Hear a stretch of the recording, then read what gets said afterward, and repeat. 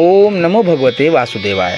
स्कंद पुराण के अंतर्गत वैष्णव खंड में श्री अयोध्या महात्म्य का आज तीसरा अध्याय हम लोग श्रवण करेंगे।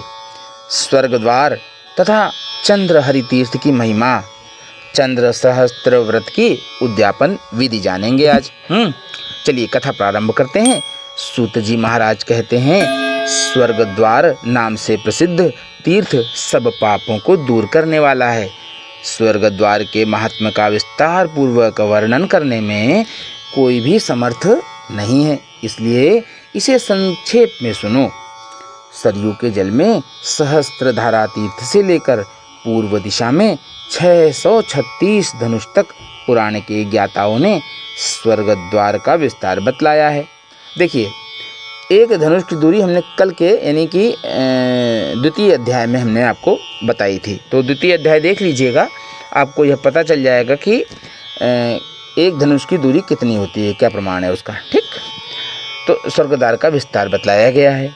सब तीर्थों में स्नान करने का फल अपने को प्राप्त हो, ऐसी इच्छा रखने वाले पुरुष को यहाँ विशेष रूप से प्रातःकाल स्नान करना चाहिए। स्वर्ग द्वार में जो जप, तप, हवन, दर्शन और ध्यान, अध्ययन तथा दान आदि किया जाता है, वह सब अक्षय हो जाता है। सहस्त्रों जन्मांतरों में पहले जो पाप संचित किया गया है, वह स्वर्ग द्वार में प्रवेश करने मात्र से तत्काल नष्ट हो जाता है। ब्राह्मण, क्षत्रिय, वैश्य, शूद्र, वर्ण संकर, म्लेच्छ, संकीर्ण पापयोनि, कीड़े मकोड़े, मृग, पक्षी जो भी स्वर्ग द्वार में काल से मृत्यु को प्राप्त होते हैं, वे सब हाथ में कौमोद की गदा ले गरुड़ध्वज रथ पर आरूढ़ हो सुंदर कल्याणमय वैकुंठ धाम में जाते हैं। जो लोग आदर पूर्वक वहाँ मध्याह्न में स्नान करते हैं तथा जो जितेंद्रिय पुरुष स्वर्ग द्वार में निराहार व्रत करते हैं अथवा जो 1 मास तक उपवास करने वाले हैं, वे सभी उत्तम स्थान को प्राप्त होते हैं। जो स्वर्ग द्वार में ब्राह्मणों को अन्नदान, रत्नदान, भूमिदान, गोदान तथा वस्त्रदान करते हैं, वे सब श्री हरि के धाम को जाते हैं। देवादिदेव भगवान विष्णु अपने स्वरूप को 4 शरीरों में व्यक्त करके रघुवंश शिरोमणि श्री राम होकर अपने तीनों भाइयों के साथ यहाँ नित्य विहार करते हैं। इसी स्वर्ग द्वार में कैलाश निवासी शिव भी वास करते हैं।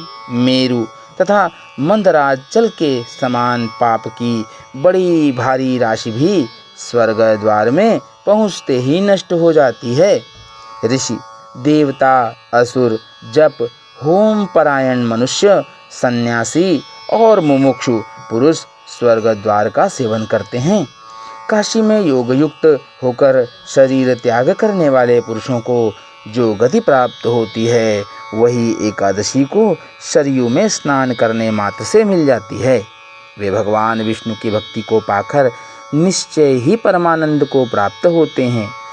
एक समय शीत रश्मि चंद्रमा अयोध्यावासी भगवान विष्णु को नमस्कार करके उत्कंठा पूर्वक यहाँ के तीर्थ की महिमा का साक्षात्कार करने के लिए आए। यहाँ आकर उन्होंने क्रमशः प्रत्येक तीर्थ में विधि पूर्वक यात्रा की। इससे उन्हें अनेक प्रकार के आश्चर्य का अनुभव हुआ। तत्पश्चात दुष्कर तपस्या द्वारा भगवान विष्णु की आराधना करके उनकी प्रसन्नता प्राप्त करी। वहाँ अपने नाम के साथ भगवान का नाम रखकर उनके अर्चा विग्रह को स्थापित किया। इससे वे भगवान वहाँ चंद्रहरि के नाम से विख्यात हुए। श्री वासुदेव के प्रसाद से वह स्थान अद्भुत हो गया। वह श्री विष्णु का अत्यंत गूढ़ स्थान है। समस्त प्राणियों के मोक्ष के स्वामी श्री रघुनाथ जी के इस दिव्य स्थान में सिद्ध पुरुष सदा श्री विष्णु का व्रत धारण किए हुए निवास करते हैं। नाना प्रकार के वेश वाले जितेंद्रिय मुक्तात्मा पुरुष यहाँ विष्णु लोक की आकांक्षा रखकर नित्य उत्तम योग का अभ्यास करते हैं। यहाँ मनुष्य जिस प्रकार धर्म का फल पाता है वैसा अन्यत्र कभी नहीं पाता। इसमें किया हुआ दान, व्रत और होम सब कुछ अक्षय होता है।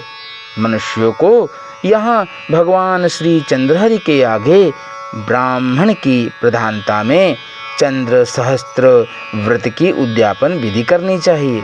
2 वर्ष 8 महीने और 17 दिन बीतने पर दिन के 8वें भाग में एक अधिमास आकर प्राप्त होता है।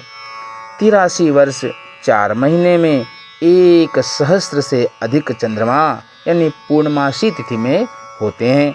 उतने समय तक जो मनुष्य जीवित रहता है उसको यात्रा के प्रसंग से यहाँ आकर उद्यापन करना चाहिए। चतुर्दशी में दंत धावन पूर्वक स्नान करके पवित्र होकर ब्रह्मचर्य व्रत का पालन करते हुए मन, वाणी और शरीर को काबू में रखे और पूर्णिमा तिथि को भी उसी प्रकार रहते हुए चंद्रमा की पूजा करे। पहले गौरी आदि 16 मातृकाओं की पूजा करनी चाहिए। उसके बाद भक्तिपूर्वक नांदी मुख श्राद्ध करके ऋत्विजों का पूजन करना चाहिए। मन को पवित्र रखते हुए चंद्रमंडल के आकार की प्रतिमा बनवाएं। तदनंतर शास्त्रोक्त विधान से चंद्रमा की पूजा करें। चंद्रमा के मंत्र से होम करें। प्रतिमा स्थापन करते समय भी सोम मंत्र का उच्चारण करें। सोम की उत्पत्ति और सोम सूक्त का पाठ करें। मंडल में चंद्रन्यास, कलान्यास और विधिपूर्वक 11 इंद्रियों का न्यास करे। उत्तम अक्षतों से चंद्र बिंब के समान मंडल बनावे। उसके बीच में गाय के दूध से भरे हुए कलश की स्थापना करे। फिर उस मंडल में भिन्न भिन्न नामों द्वारा क्रमशः चंद्रमा की पूजा करे।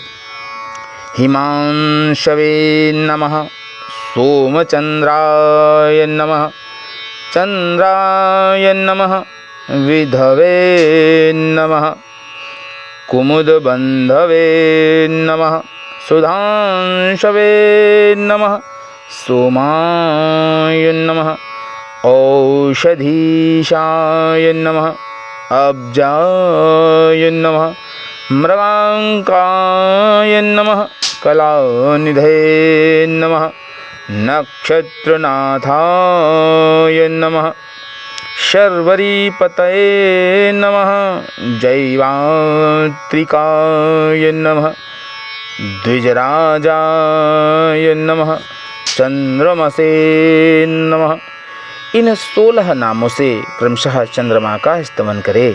तदनंतर पवित्र चित्त हो शंख में जल, फल, फूल और चंदन लेकर इस प्रकार से यह मंत्र भी कहना चाहिए और विधि पूर्वक अर्घ्य समर्पित करना चाहिए।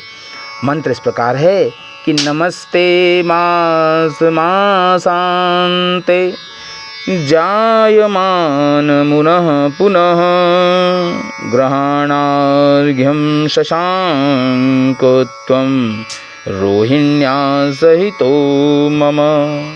प्रत्येक मास के अंत में पूर्ण रूपेण प्रकट होने वाले चंद्रदेव आपको नमस्कार है। आप रोहिणी देवी के साथ पधार कर मेरा यह अर्घ्य स्वीकार करें। इस प्रकार विधि पूर्वक अर्घ्य देकर चंद्रमा को प्रसन्न और प्रणाम करना चाहिए। दूध से भरे हुए अन्य 16 कलशों को वस्त्र से आच्छादित करके शांति के लिए ब्राह्मणों को दान करना चाहिए। तत्पश्चात दूध मिश्रित जल से अभिषेक करना चाहिए। फिर वैभव के अनुसार दक्षिणा देकर ऋत्विजों को संतुष्ट करना चाहिए। वैभव अर्थात समझ रहे हैं?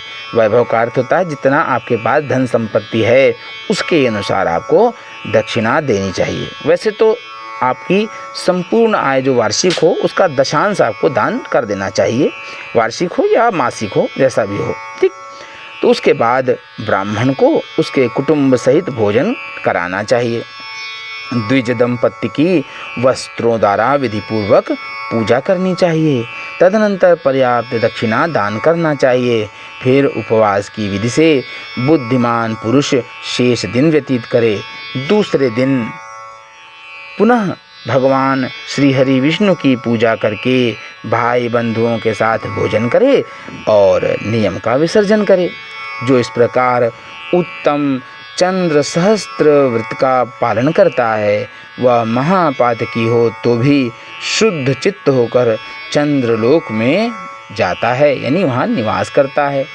इस प्रकार स्कंद पुराण के अंतर्गत वैष्णव खंड में श्री अयोध्या महात्म्य का यह अध्याय पूर्ण हुआ। आप सब प्रेम से बोलिए श्री हरि विष्णु की जय। ओम नमो भगवते वासुदेवाय। जय श्री राम। ओम सोम सोमाय नमः। आपको यह वीडियो कैसा लगा? इस वीडियो के बारे में अपने विचार हमारे साथ ज़रूर साझा करिए। वीडियो अगर अच्छा लगा है तो वीडियो को लाइक ज़रूर कीजिएगा और अधिक से अधिक संख्या में चैनल को अगर सब्सक्राइब न किया हो तो कर लीजिएगा और बेल आइकन को प्रेस कर दीजिएगा। साथ ही साथ वीडियो को शेयर करना बिल्कुल मत भूलिएगा, क्योंकि यह कथा सभी के श्रवणीय है, अर्थात सबको श्रवण करनी चाहिए।